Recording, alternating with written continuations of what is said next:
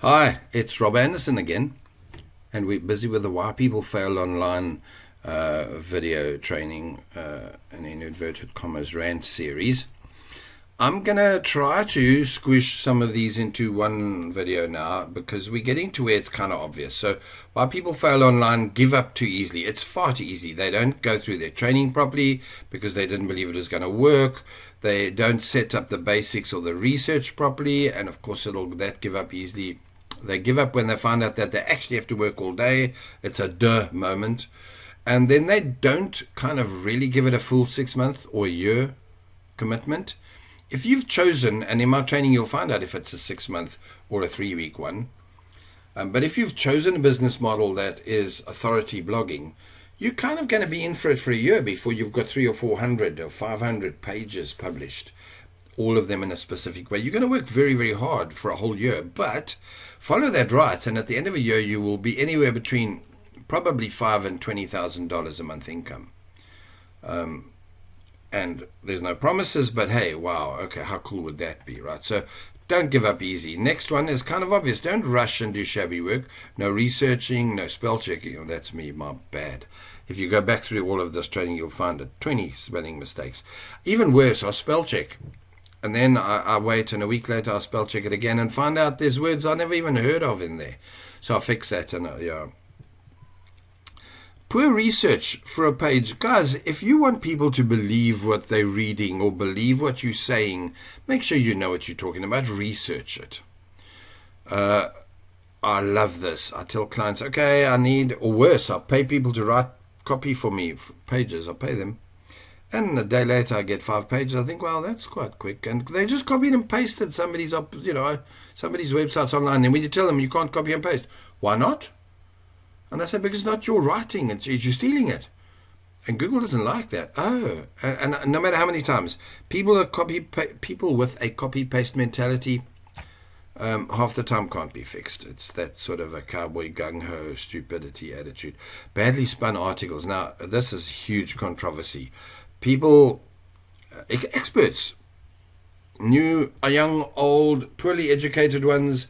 I'm talking about this poorly educated where I said poor training. I'm talking about the compounded bad advice you get online, where people say, oh, spun articles are rubbish. Google's going to ban you. You know what? Google doesn't care that much about a badly spun article, but they're not going to rank you on page 1 if it's obvious. If the grammar and the spelling is crap, which is what badly spun articles will give you, Google's going to punish you.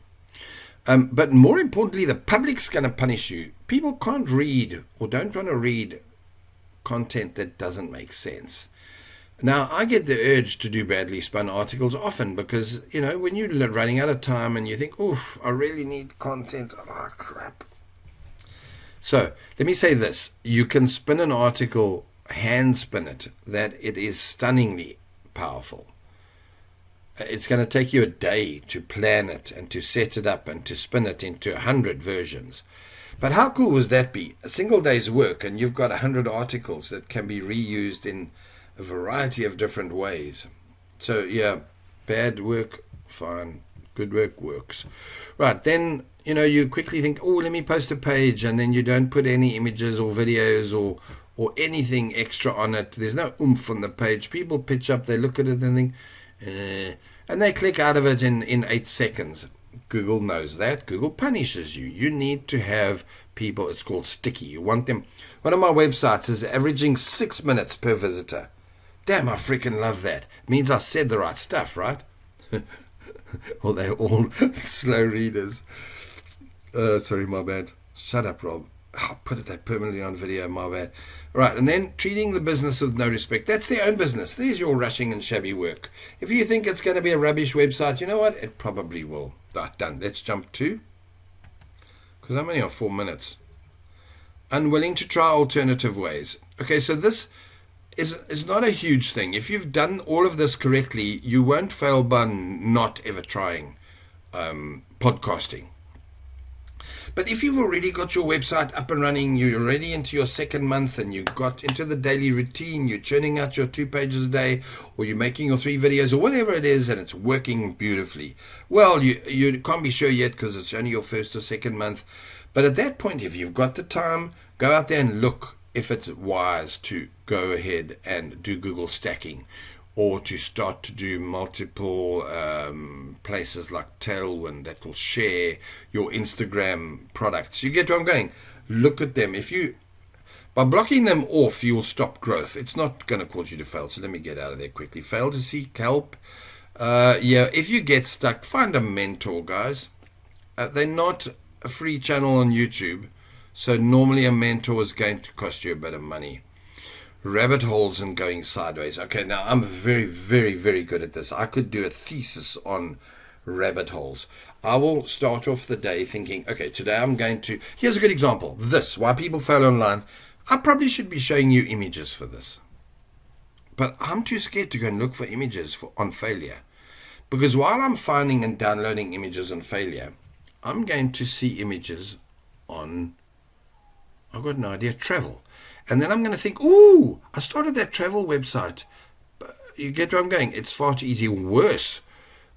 And let's jump into checking stats and emails. You get an email that says, earn blah, blah, blah, by lunchtime. And you think, ooh, that would be better.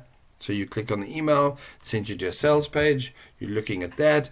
While you're busy with that, it tells you Pinterest is incredible. And you remember, ooh, there's my piece of paper. I forgot to do that Pinterest extension on Chrome, and you go off and you do that. And it's 4 hours later, and you think, hey, I was making an article. And you go and look, and there it is, Word, open, 3 lines in.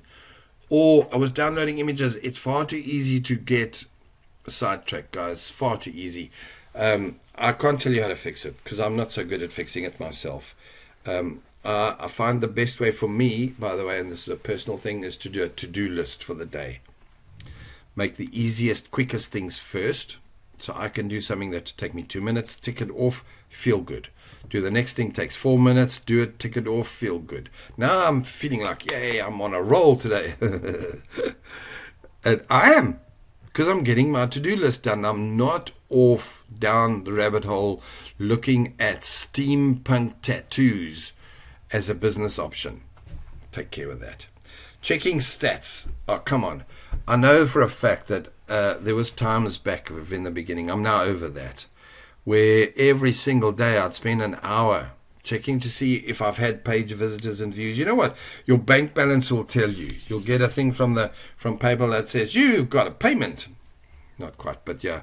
And then you know, okay, my stats are working. Instead, stop checking. Check your stats 5 minutes every third day if it makes you happy. But don't double check it in 6 different places. Don't go to Pinterest and then check your stats and then see, ooh, 14 to... No, sorry, that would be bad. In fact, currently my Pinterest audience is very young. It's kind of 20 to 30-year-olds. And I'm not sure that's good because I'm targeting, variety of people, but I'm also mostly targeting people with fibromyalgia, with the illness, and they tend to be female and older, 35 to 60. So, and then you start to think, ooh, maybe I'm going to, no, stop, go back and just do your work.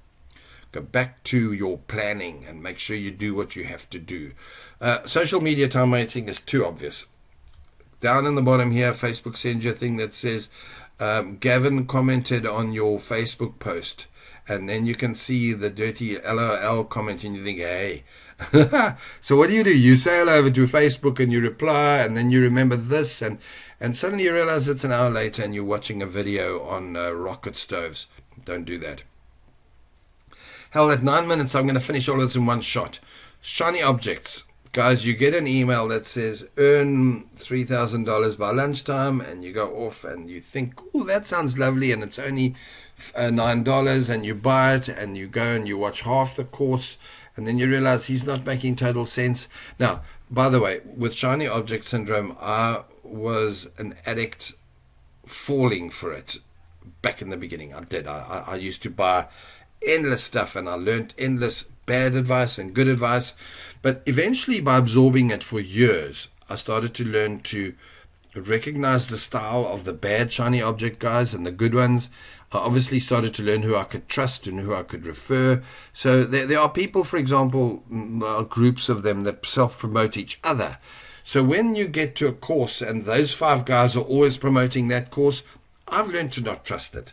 Because all those guys do is keep on making courses on how to make money online, which is how they make money online. But they don't necessarily make money online because their courses are good. They're making it because they've got a team of 10 other guys who do the same thing, referring and promoting each other. And so they're all getting rich. And do any of their courses work? Yay, another way to get rich on Reddit. Yay, another way to make money on eBay. Another 3-click system to stop it. Now, I do still buy and get and mostly look into hundreds of courses still every single month, because it is a problem that you do have to stay up to date on what's going on. So, yeah, take care. I'm done, guys. Why people fail online. Thank you for your trouble. I got to 8 videos. I kind of feel great. I'm going to go put these all up everywhere. And I hope that you go through it and get some advice and avoid the baddies. And know that the best way to succeed online is to prepare and research correctly, and then to set up a system of structured system to where you work pretty much the bulk of your day. And then you can go off down rabbit holes and watching YouTube videos on heating greenhouses. Believe me, guys, I don't put these suggestions in out of my head. I do constantly look at rocket stoves and greenhouses and permaculture. So whatever your passions are, don't let them derail your business. Cool, guys. Take care. Enjoy your day. Bye.